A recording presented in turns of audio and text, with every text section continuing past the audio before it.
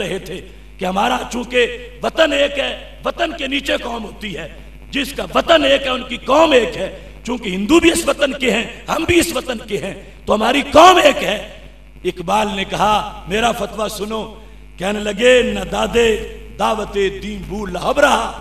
अगर वतन से कौम बनती होती तो नबी अलैहिस्सलाम बू लहब को कलमे की दावत कभी ना देते, क्योंकि बू लहब का वतन तो वही था, अबू जाल का वतन तो वही था। फिर उनको दावत देने की जरूरत क्या थी? फिर बदर की जरूरत क्या थी? फिर ओहद की जरूरत क्या थी? फिर खंदक की जरूरत क्या थी? फिर हुनैन की जरूरत क्या थी? अगर नबी अलैहिस्सलाम तलवार लेके निकले हैं और अपने जुग्राफिये के लोगों के खिलाफ जिहाद किया है, तो बदर में क्या फर्क था? क्या दो रंगों वाले थे, दो नस्लों वाले थे, दो जुबानों वाले थे? नहीं, जुबान एक थी, रंग एक था, इलाका एक था, मगर फिर भी लड़े क्यों हैं? एक तरफ खुदा वाले थे, दूसरी तरफ बुतों वाले थे। तो इस बुनियाद पर इकबाल कहने लगे सारा दीन इन लोगों ने बेच दिया, और जो हिंदू की मोहब्बत के अंदर आकर इन्होंने दीन का मिलिया बेट करने का मंसूबा बना लिया। लेकिन ये हैं उलमाए हक जिन्होंने उस वक्त भी पैगाम बुलंद किया, और अगर ये बेस ना होती, पाकिस्तान के बनाने का कोई मकसद ही नहीं था, कोई सबब ही नहीं था। ये बुनियाद थी कि हिंदुओं के साथ हमारा गुजारा नहीं होता, हमारा मजहब और हमारा कल्चर और हमारी खसाइल और हमारे शायर और हम उनसे जुदा, वो हमसे जुदा। इस केस को हजरत मोहम्मद अली जना रहमतुल्लाह अलैह ने इस बेस पर उलमाए अहले सुन्नत की वकालत करते हुए सामने रखा। अल्लाह ताला ने हमें पाकिस्तान जैसा मुल्क अता फरमाया। लिहाजा हमारा और पाकिस्तान का ताल्लुक जिस्मो जान का है। पाकिस्तान बनने से पहले की सदियों की तारीख वो भी हमारी है, जिसमें हमारे औलिया, सूफिया और मुजाहिदीन इस सरजमी पर मसरूफ अमल है। और फिर जिस वक़्त अंग्रेज को भगाकर हिंद को आज़ाद करने की बात थी, वो किरदार भी हमारा है। और जिस बुनियाद पर पूरी दुनिया में मुनफरिद मुल्क पाकिस्तान बना, उस बुनियाद पर पहरा देने का ताज भी हमारे उलमा व मशाइख के सर है। चूंकि पाकिस्तान का जो बका का सिलसिला है, दुनिया के सारे ममालिक के अंदर आबादी के लिहाज से 7वां बड़ा मुल्क पाकिस्तान है, और इस्लामी ममालिक में सिर्फ इंडोनेशिया के अलावा बाकी सबसे ये बड़ी स्टेट है। और जिस नजरिए पर यह मुल्क बना है, इस वक्त रुए जमीन पर कोई मुल्क ऐसा नहीं। बाकी मुल्क वो खा मुस्लिम कंट्री है या गैर मुस्लिम कंट्री, उनमें पीछे जुग्राफिया है, पीछे बरादरी है, पीछे रंग है, पीछे नस्ल है। पाकिस्तान एक रंग की वजह से नहीं, एक नस्ल की वजह से नहीं, ये नजरिए की वजह से है।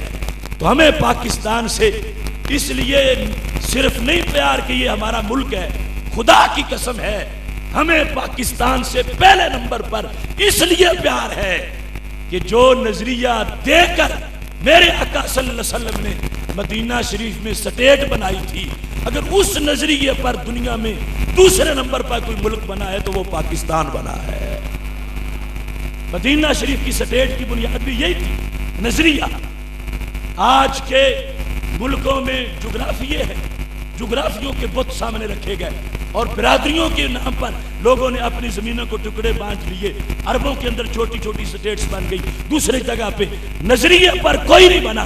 अगर गलत नजरिए पर बना है तो इसराइल बना है, और सही नजरिए पर बना है तो पूरी दुनिया में पाकिस्तान बना है।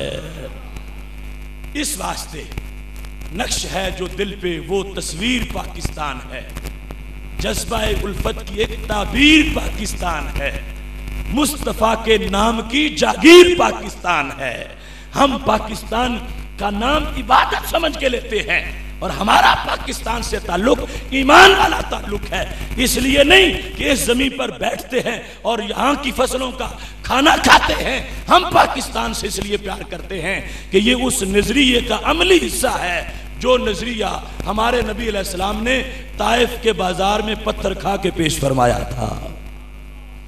जिस वक़्त कुर्बे पाकिस्तान और क़याम पाकिस्तान की तहरीक करीब होने लगी, इस सिलसिला में भी आज यकीनन हम समझते हैं तसव्वुर पाकिस्तान और पाकिस्तान का कंसेप्ट वो हमारे मिल्ली शायर जिनके मोतक़दात हमारे साथ मुताबिकत करते हैं और जो बाकायदा आला हजरत फाजिल बरेलवी रहमतुल्लाह अलैह से फतवा लेके अपनी राय बनाते थे।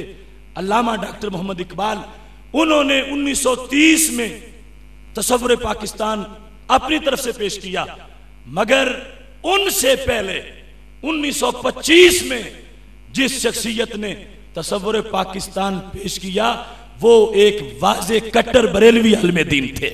और उनसे पहले 1920 में आला हजरत ने अपनी एक किताब के अंदर वाज़े तौर पर तसव्वुर पाकिस्तान पेश किया। यहाँ तक कि जिस वक़्त हजरत अब्दुल कदीर बदायूनी इस हिंद की तारीख का इहाता करते हुए उनकी खिदमात को सामने लाना बड़ा ज़रूरी है और इस अंदाज में उन्होंने इस नज़रिए पर पहरा दिया है। ये हमारे बहुत बड़े मुअर्रिख हैं डॉक्टर इश्तियाक हुसैन कुरैशी, वो साबिक वज़ीर तालीम भी हैं और वाइस चांसलर रहे हैं कराची यूनिवर्सिटी के। उनकी किताब है द स्ट्रगल फॉर पाकिस्तान, उसके अंदर उन्होंने इस हकीकत को लिखा है, in March and April 1920 the Zulqarnain of Badayun published an open letter from one Muslim scholar Mohammad Abdul Qadir Badayuni advocating partition of the subcontinent, in which he gave even list of Muslim districts, which is generally speaking not too different from the present boundaries of East and West Pakistan।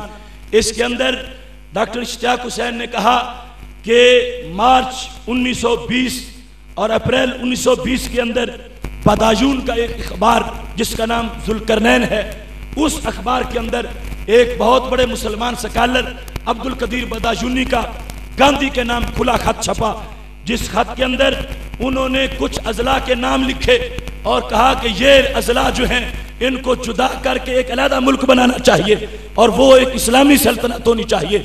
कहाँ 1947 और कहाँ 1920, कहाँ अल्लामा इकबाल का तसव्वुर पाकिस्तान जो 1930 में है